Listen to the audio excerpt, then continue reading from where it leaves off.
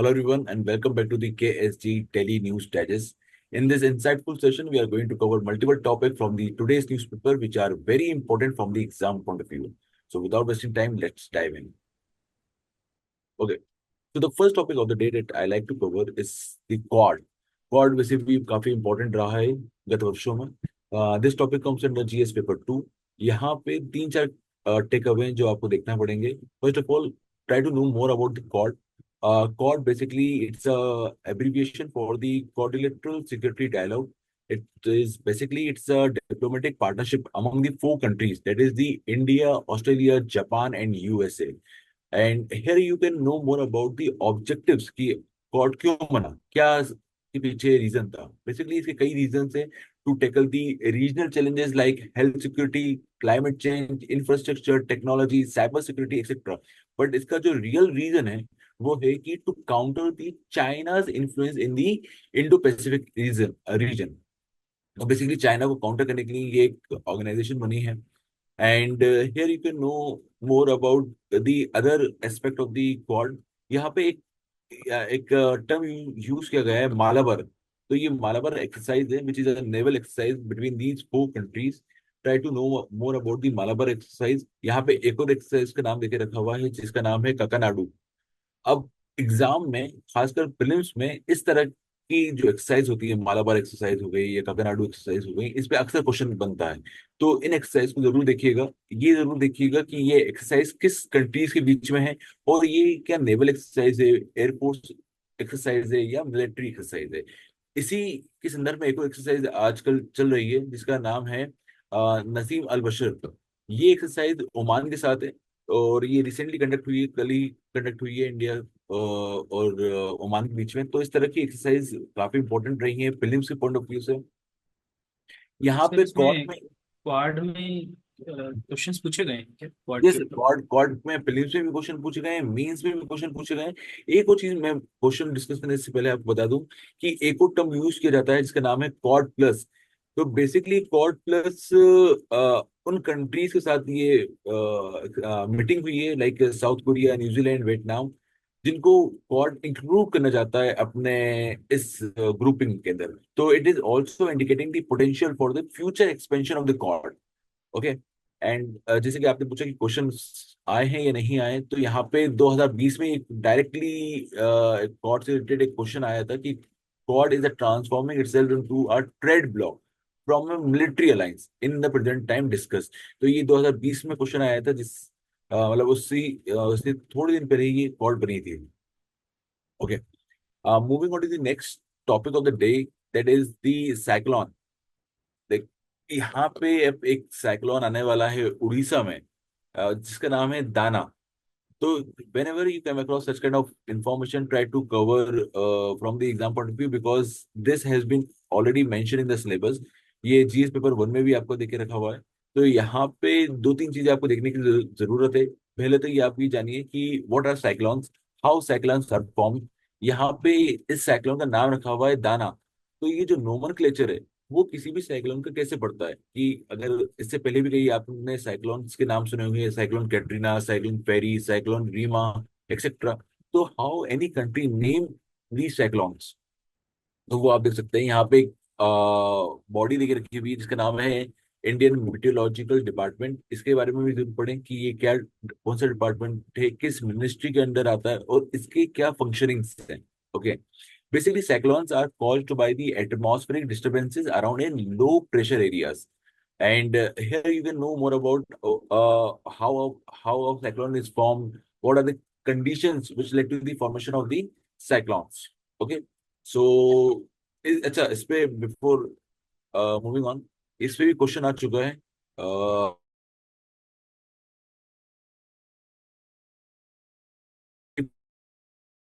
पूछा गया है कि क्यों साउथ अटलांटिक और साउथ ईस्टर्न पैसिफिक रीजन में साइक्लोन्स नहीं बनते. अगर आपको ये पता होगा कि साइक्लोन कैसे बनते हैं, then you can only handle this question.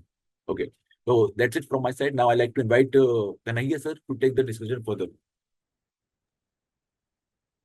Thank you sir. आज के दो इम्पोर्टेंट आर्टिकल्स जो मैंने लिए हैं, द हिंदू के एडिटोरियल पेज पे, as you can see here, ये इंपॉर्टेंट बिजनेस प्रायोरिटीज के ऊपर है, essential business priorities in changing world. तो ये पूरा आर्टिकल जो बता रहा है, और मैं आपको एक ब्रॉड वो बता दूं इसका, कि वो पूरा बता रहा है कि अभी चेंजिंग वर्ल्ड में बिजनेस की प्रायोरिटीज कैसे चेंज होती है और किन किन चीज़ों पे बिजनेस एक पिवोटल रोल प्ले कर सकता है। तो इसमें G20 यहाँ मेंशन है। तो स्टूडेंट के लिए जो इम्पोर्टेंट है वो है G20। ये बॉडी क्या है, कितने मेंबर कंट्रीज हैं, कौन कौन सी कंट्रीज हैं, नए नए मेंबर्स कौन ऐड हुए हैं। तो ये एक इम्पॉर्टेंट पर्सपेक्टिव है। B20 प्रोसेस क्या होती है अंडर दिस G20, ये इम्पोर्टेंट है, ये यहाँ पर मेंशन है। एक और कीवर्ड यहाँ मेंशन है, वो है ग्लोबल साउथ। तो ये स्टूडेंट्स को जानना चाहिए कि ग्लोबल साउथ क्या होता है। ये एक जोग्राफिकल टर्म है या फिर हम इकोनॉमिकली इसको देखते हैं, तो वो पता होना चाहिए। यहाँ पर प्रायोरिटीज दे रखी है कि नए आने वाले इस टाइम में बिजनेस की क्या क्या प्रायोरिटीज होनी चाहिए। तो किस किस किन किन चीज़ों में बिजनेस पिवोटल रोल या प्रोएक्टिव रोल प्ले कर सकता है। यहाँ पर मेंशन है कि हम जब school skill development and education की बात कर रहे हैं, तो businesses must play proactive role in offering tailored program for skilling and upskilling workers, particularly women. तो ये एक यहाँ पर वे फॉरवर्ड मेंशन है कि how business can play important role in this process. Next जो यहाँ मेंशन है, एक डाटा मेंशन है जो लिखना चाहिए स्टूडेंट्स को, कि हम यूपीआई की या डिजिटल एक्सेस की बात करते हैं, तो कैसे फाइनेंशियल इंक्लूजन में under this India transform this, या फिर India open 530 million accounts under this landmark Jan Dhan योजना। तो ये फाइनेंशियल इंक्लूजन के ऊपर हम देखते हैं। जेम ट्रिनिटी की जब बात करते हैं तो जनधन योजना क्या है, कितने लोगों को यहाँ पर एड किया इंडिया में, और इससे कैसे फाइनेंशियल इंक्लूजन हो सकता है। तो ये इंपॉर्टेंट हो जाता है। इसके अलावा फूड सिक्योरिटी की जब बात करें, तो यहाँ पर भी बिजनेस इंपॉर्टेंट रोल प्ले कर सकते हैं for food security by advocating sustainable practices, investing in infrastructure and agricultural technologies such as precision farming, fostering collaboration with governments and international organizations for amplifying the efforts on food security। तो ये बहुत अच्छा way forward हो सकता है कि how business can play important role in food security. इसके साथ साथ यहाँ पर लिखा है कि must lead in digital transformation in innovation including artificial intelligence. तो ये भी एक प्रायोरिटी है for businesses in the changing world. एक टर्म यहाँ मेंशन है स्टेम। तो स्टेम क्या होता है ये पता होना चाहिए। स्टेम में पार्टिसिपेशन वुमेन का कितना है, अलग अलग सेक्शन ऑफ सोसाइटी का कितना है, ये स्टूडेंट्स को पता होना चाहिए। At the same time last thing जो बिजनेस के लिए इंपॉर्टेंट है, कॉर्पोरेट गवर्नेंस। तो corporate governance should be of highest standard. ये एक प्रायोरिटी होनी चाहिए बिजनेसेस की, जो यहाँ पर मेंशन है। ये ग्लोबल कॉर्पोरेट्स भी हो सकते हैं, स्मॉल एंड मीडियम इंटरप्राइज भी हो सकते हैं, सभी के लिए इंपॉर्टेंट हो सकता है। तो these are the important takeaways sir from ये दिस आर्टिकल। G20 पे कैसे क्वेश्चंस बन सकते हैं, आए हुए हैं? यस सर, G20 में से प्रीलिम्स में भी क्वेश्चन पूछे गए हैं। फॉर एग्जांपल आप देखोगे प्रीलिम्स 2023 में G20 के ऊपर क्वेश्चन आया होगा, which of the following statements about G20। तो इसमें दो स्टेटमेंट दे रखे हैं, चार ऑप्शंस दे रखे हैं। तो ये डायरेक्ट क्वेश्चन है G20 के ऊपर। और इस टाइप के क्वेश्चन इस साल भी फॉर एग्जांपल G20 समिट हुई है, तो पूछे जा सकते हैं कि G20 में कोई नया मेंबर ऐड हुआ है, या फिर इसकी प्रायोरिटीज क्या है, या फिर नया कोई डिक्लेरेशन है G20 कंट्रीज का। तो इस सब पे क्वेश्चंस आ सकते हैं। नेक्स्ट आर्टिकल जो मैं लेने वाला हूँ वो है इंडियन एक्सप्रेस से। ये आर्टिकल है यूएनएससी रिफॉर्म के ऊपर। इसमें ज़्यादा इंपॉर्टेंट चीज़ें नहीं है, कुछ मेंस के पर्सपेक्टिव से यूएन रिफॉर्म्स इंपॉर्टेंट है, बट ये एक स्टेटमेंट है जो रशियन फॉरेन मिनिस्टर का है। इसमें बोला कि India, Brazil and African countries should be part of this UNSC, United nation security council. इसके परमानेंट मेंबर्स होने चाहिए। तो स्टूडेंट के लिए इंपॉर्टेंट है यूएनएससी क्या है, यूनाइटेड नेशन सिक्योरिटी काउंसिल है क्या। इसमें फॉर एग्जांपल यहाँ आप देखोगे तो यहाँ पर मेंशन है it is 15 nation council founded in 1945। तो इसके अलावा भी इसकी डिटेल्स देखनी है, इसका मैंडेट क्या है, और 15 नेशन काउंसिल तो कितने परमानेंट मेंबर है, कितने non permanent members. Permanent members जो हैं उनको क्या स्पेशल पावर दी गई है ना, वीटो पावर किस किस को दी गई है।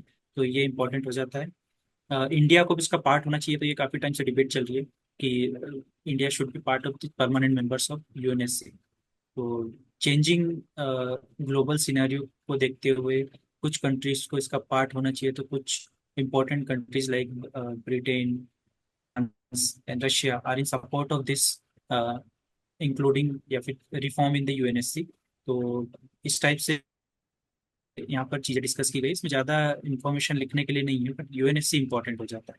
और इस पे क्वेश्चंस भी, इससे रिलेटेड क्वेश्चंस भी आए हुए हैं, मैं दिखा देता हूँ।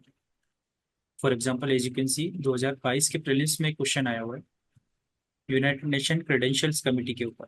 तो ये भी यूएन सिक्योरिटी काउंसिल से रिलेटेड है कि ये किसने सेटअप की है, तो यूएन मेंबर्स कौन कौन से रहेंगे इसमें, तो इससे रिलेटेड क्वेश्चंस आ जाते हैं। डायरेक्ट क्वेश्चन अभी तक नहीं आया, बट डायरेक्ट क्वेश्चंस भी पूछा जा सकता है यूएनएससी के ऊपर, क्योंकि ये न्यूज़ में है। ठीक है, तो this was from my side. Now I think Gaurav sir should continue the discussion. Thank you, sir. So there are two articles from today's edition of Indian Express that I'll try to give a snapshot of that. पहला जो है article है come back of कृषि। तो ये जो article है, they are some very important points. First of all, the all India rural financial inclusion survey, ये इंपॉर्टेंट है, ये जानना है। दूसरा ये है कि इसको कौन रिलीज करता है, NABARD release this. And then this data, data is very important, that how much rural workforce is engaged in the agriculture is important. It is given 57% it was engaged for the 21-22 का जो session था, और उससे पहले previous year में कितने थे, previous जब ये हुआ था, सर्वे हुआ था, तब कितने थे। तो ये अपना आप में काफी इंपॉर्टेंट है। ये जो चार्ट्स दिए हुए हैं, स्टेट वाइज डेटा है, रूरल पार्टिसिपेशन कितना है एग्रीकल्चर में, ये दिया हुआ, ये इंपॉर्टेंट है। And this is like yearly wise data of the how much participation was there in the rural sector in the agriculture.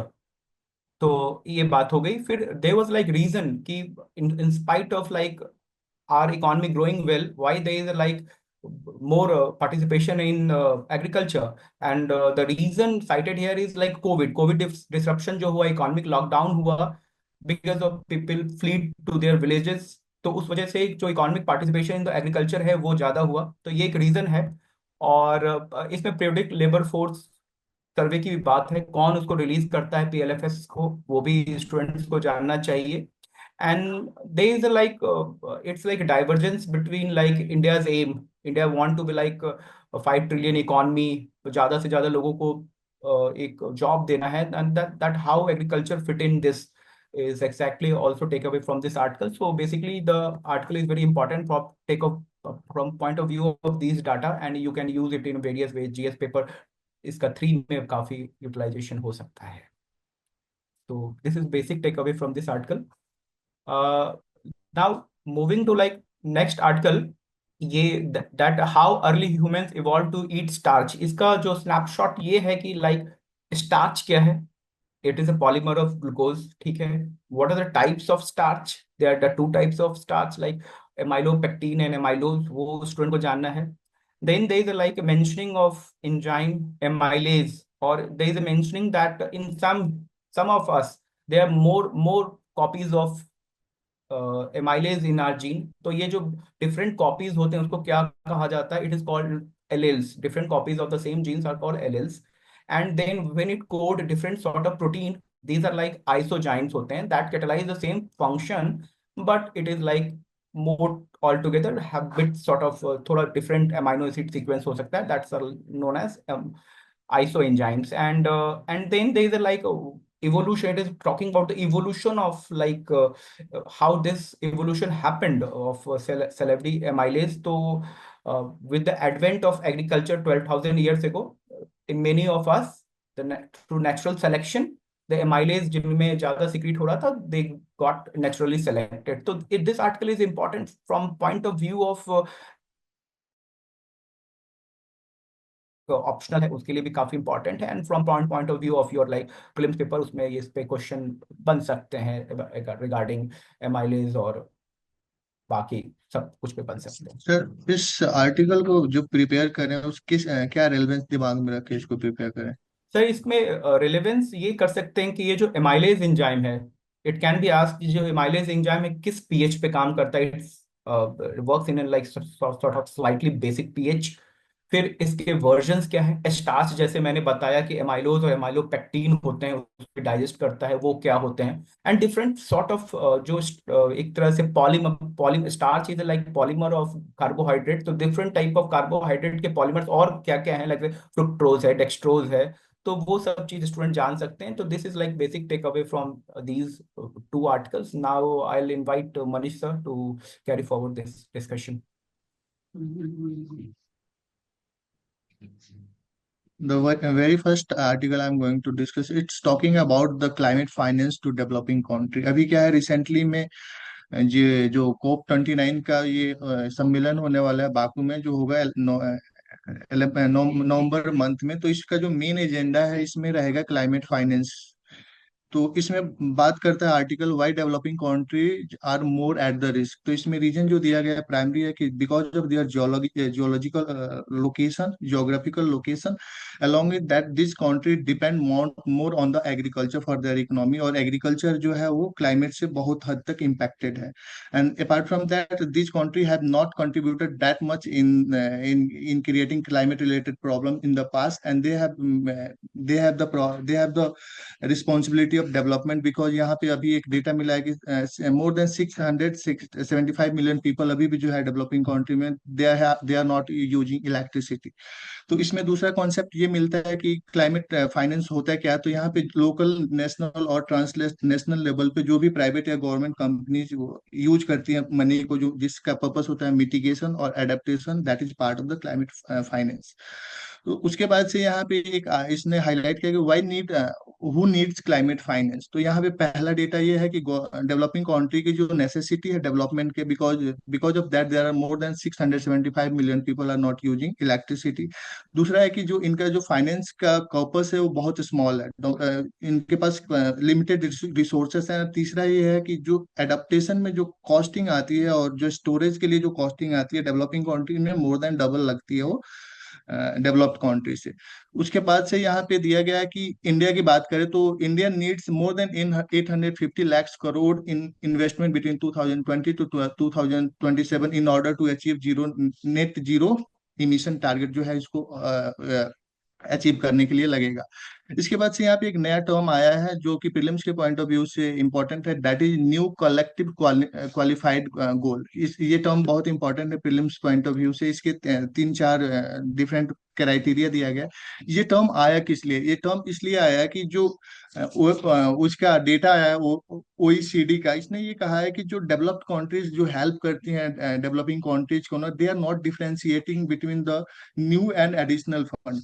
तो इस फंड को डिफरेंशिएट करने की बात की गई है थ्रू दिस इनिशिएटिव, जिसमें है कि एक्चुअल डिसबर्सल क्या था, नॉट जस्ट कमिटमेंट, ऐसे ही करके 3 और पॉइंट्स हैं। तो ये जो टर्म है प्रीलिम्स के लिए इंपॉर्टेंट है, बाकी डेटा है वो मेंस के लिए इंपॉर्टेंट है। सर ये दूसरा आर्टिकल, यस OECD क्या है? क्या आप इसको थोड़ा सा और सर। इलाबोरेट कर सकते हैं? सर ये एक इंटरनेशनल ऑर्गेनाइजेशन है which helps country in policy making. Different type के रिसर्च करती हैं और उसके डेटा को यूज करके डिफरेंट गवर्नमेंट्स जो पॉलिसी मेकिंग में इससे हेल्प होता है। दूसरा आर्टिकल भी क्लाइमेट चेंज से ही रिलेटेड है। It's talking about the need of 1 trillion billion dollar over next 30 years for India to transit from coal economy to green economy. तो इसमें सबसे बड़ी बात की गई है, जो की टेक अवे है इसमें है कि it's talking about equitable and fair energy transition. Because large number of people और एरिया जहाँ पे अभी कोल बेस्ड systems है, large number of people are engaged in employment. For example, more than 3,69,053 individuals are involved in employment in such plants। तो ये equitable होना चाहिए, जो ट्रांजिशन होना चाहिए और जो एरिया फ्रेंडली होना चाहिए। दूसरा इसमें आता है कि इसमें जो कॉस्टिंग है इसका कितना परसेंट किधर जाएगा। तो इसमें ये बताया गया है कि जो 48% 1 ट्रिलियन का होगा that will B part of the green infrastructure, और बाकी जो पैसे होंगे that will B part of the assisting the people और पीसफुल और equitable you can say transition. यहाँ पे ये बात करता है। और इसमें ये भी हाईलाइट किया गया कि जो पब्लिक का फंड होगा, फंड जो होगा जनरली पब्लिक फंडिंग होगी, उसके बाद से सब्सिडीज होगी, प्राइवेट इन्वेस्टमेंट होगा। तो जो major chunk of public funding होगा that will be used for equitable transition. इसके बाद यहाँ पे एक केस स्टडीज दी गई है जिसमें साउथ अफ्रीका की बात की गई है, जहाँ पे कैसे इन्होंने डिफरेंट सोर्सेज से पैसे लेके इसको यूज किया इस ट्रांजिशन में, and there transition is going to be equitable और ज्यादा इम्पैक्ट नहीं पड़ा निगेटिवली। तो ये जो आर्टिकल है मेंस के पॉइंट ऑफ व्यू से बहुत इंपॉर्टेंट हो जाएगा बच्चों के लिए। दे में यूज दिस डेटा, दे में use this idea in their answers, body part में यूज कर सकते हैं। एज फार एज क्वेश्चन की बात की जाए तो इस very dynamic topic of UPSC. तो इसमें प्रीलिम्स में भी क्वेश्चन आया था Indian renewable energy development agency limited से रिलेटेड 2015 में। मेंस में 2018 में क्वेश्चन आया था कि how affordable, reliable and sustainable modern energy going to achieve the sustainable development goal. This is all from my side, and with this I would like to conclude today's session. Thank you all.